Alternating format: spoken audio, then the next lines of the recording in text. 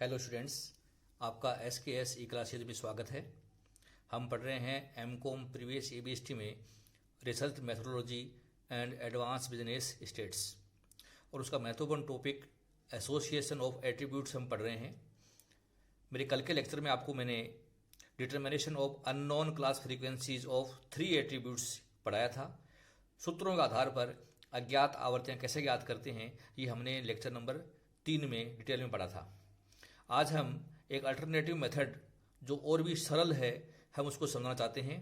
अर्थात 3 गुणों का क्वेश्चन आपके सामने आए और अज्ञात आवर्तियाँ ज्ञात करनी हो तो हम तालिकाओं के द्वारा भी अज्ञात आवर्ती निकाल सकते हैं। हमें इसमें सूत्रों की आवश्यकता नहीं पड़ेगी।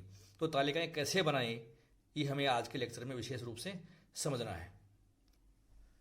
जो क्वेश्चन मैंने कल लिया था, मैंने वही वापस रिपीट किया है। From the following class frequencies determine the remaining class frequencies. हमें कैपिटल A दे रखा है, कैपिटल B का मान दे रखा है, कैपिटल C का मान दे रखा है, कैपिटल AB का मान दे रखा है, कैपिटल AC का मान दे रखा है, BC का मान दे रखा है, ABC का मान दे रखा है और N का मान दे रखा है। अर्थात हमें कुल मिलाकर 8 पॉजिटिव फ्रीक्वेंसी दे रखी हैं।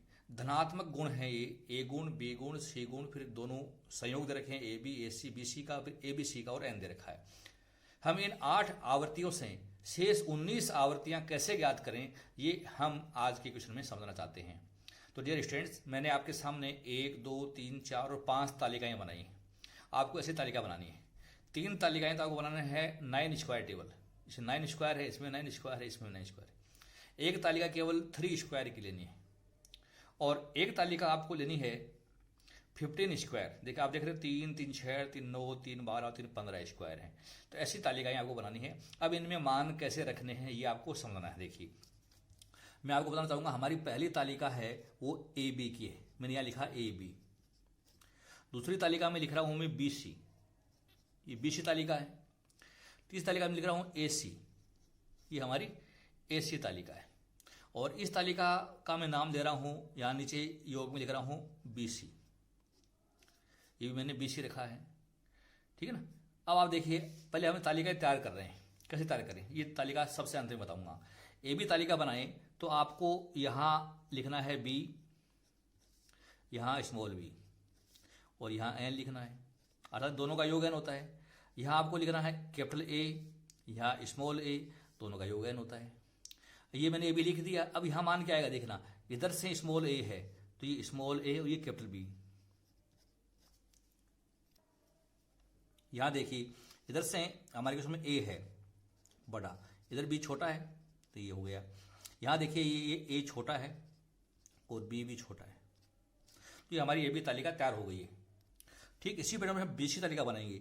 यहाँ पर आपको लिखना है N, यहाँ पर मैंने लिख दिया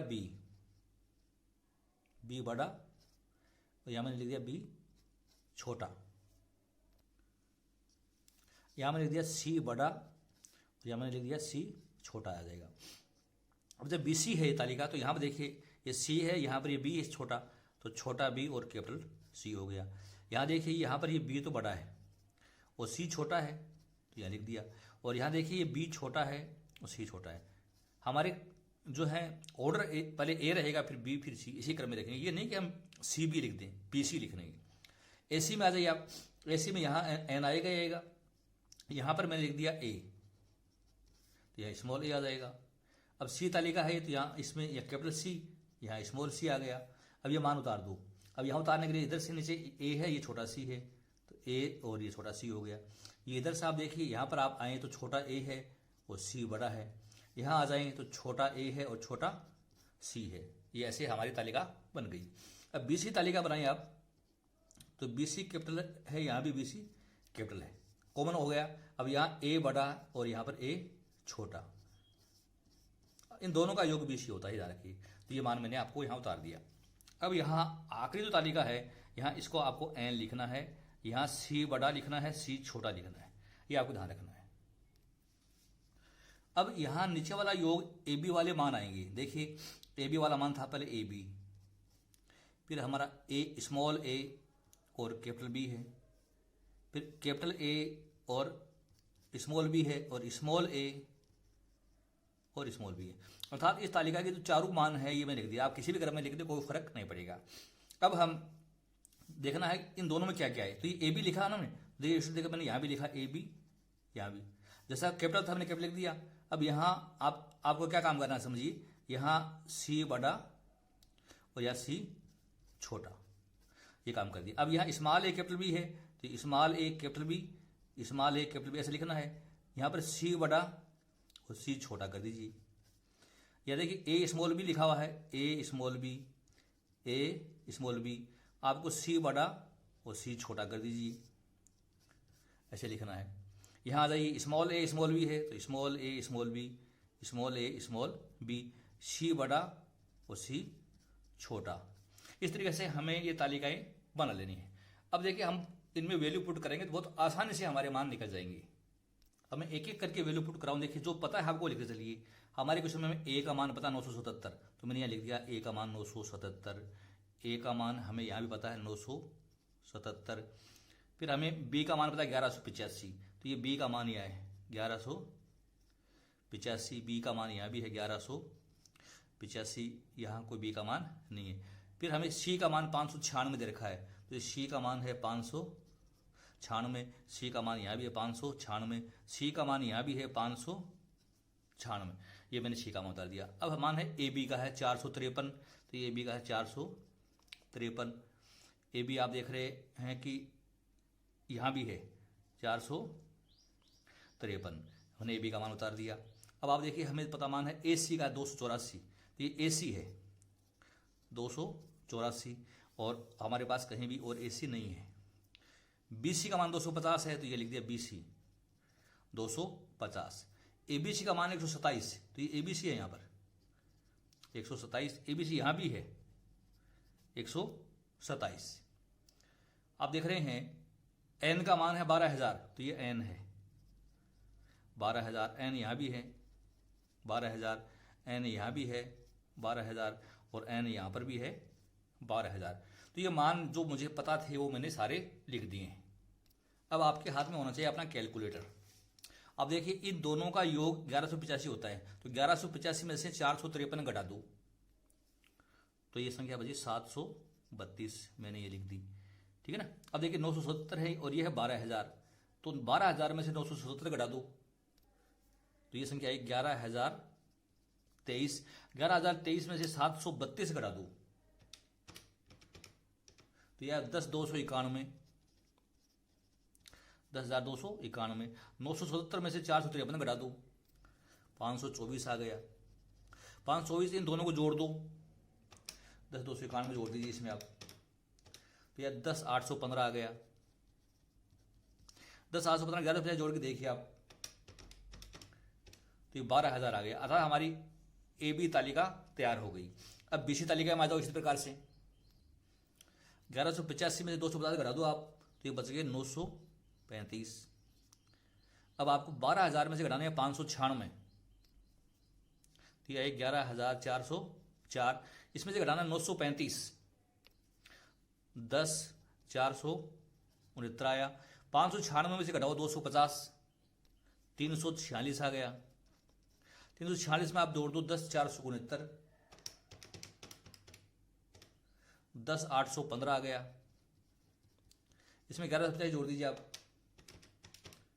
तो योग 12,000 आ गया। अतः हमारी तालिका सेकंड तालिका भी तैयार हो गई। अब हम आते हैं थर्ड तालिका में। देखिए हमें स्मॉल ए का मान अभी ज्ञात किया था 11,023 आ गया है, ठीक है ना। हमने स्मॉल सी का मान भी निकाल लिया 11,404, मैंने ये भी लिख दिया है। अब हमें मान निकालना 977 में से 284 घटा दो 693 बच गई। 11,404 में से 693 घटा दो, ये 10,711 बच गई। और 11,023 में से 10,711 घटा दो, तो ये 312 बच गया। देखिए हमारी कंप्लीट तालिका हो गई। 312 2 जोड़िए आप, 596 हो गया, बराबर योग बैठ गया। हमारी टेबल नंबर 3 भी तैयार हो चुकी है। टेबल नंबर 4 में आते हैं। बीसी का मान हमें दे रखा है 250 और हमें ABC पता है 127, तो 250 में से 127 घटा दो तो ये 123 बच गया। अब डियर स्टूडेंट्स इस तालिका में आ जाइए, हमें पता है स्मॉल ए बी सी का मान आ गया 123, मैंने ये 123 लिख दिया है, ठीक है। और आप देख रहे हैं ABC का मान भी हमें लिख दिया है। अब हम इसको आगे बढ़ाना चाहते हैं। हमारी तालिका में स्मॉल ए बी का मान आपने क्या दिया, स्मॉल ए बी है 732, ए स्मॉल बी है 524,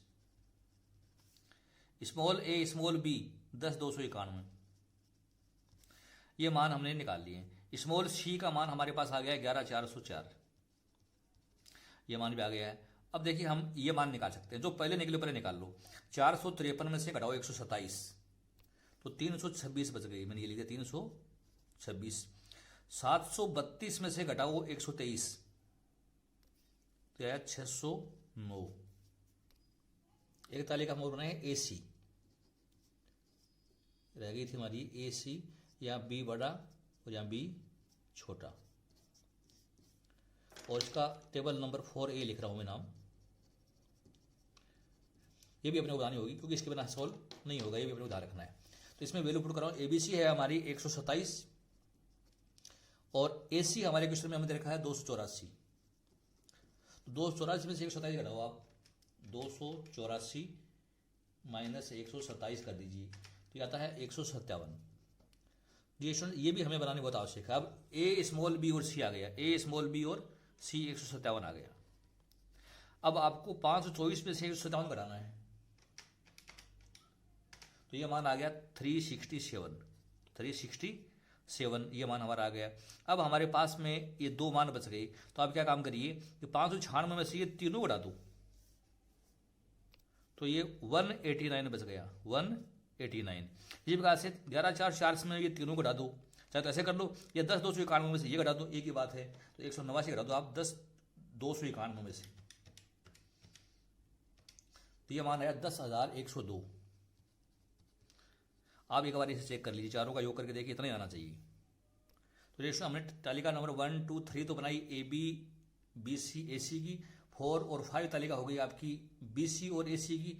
और लास्ट तालिका जो है हमारी ये कंप्लीट, जो हमने चारों मान लिए n बराबर हल करके, तो इसमें हमने 3 गुणों के अंतस्थ आवर्तियों की तालिका बनाई। तो कुल मिलाकर अब हमारी सारी फ्रीक्वेंसी हमने ज्ञात कर ली है।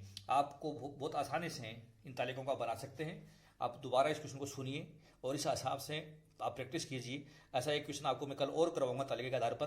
बहुत आसानी से आप तालिकाओं के आधार पर हमारी मिसिंग फ्रीक्वेंसीज ज्ञात कर सकते हैं। कल वाले क्वेश्चन के अनुसार आप मिला के देखेंगे तो सेम हमारा आंसर यही आएगा जो मैंने कल कराया था आपको। किसी प्रकार का कोई फर्क नहीं होगा। तो बहुत सरल तरीके से तालिकाओं के आधार पर हम 3 गुणों वाली अंतस्थ आवर्तियाँ और कुल 27 आवर्तियाँ हम आसानी से निकाल सकते हैं।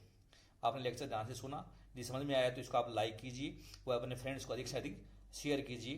लेक्चर सुनने के लिए बहुत बहुत धन्यवाद। Thank you so much.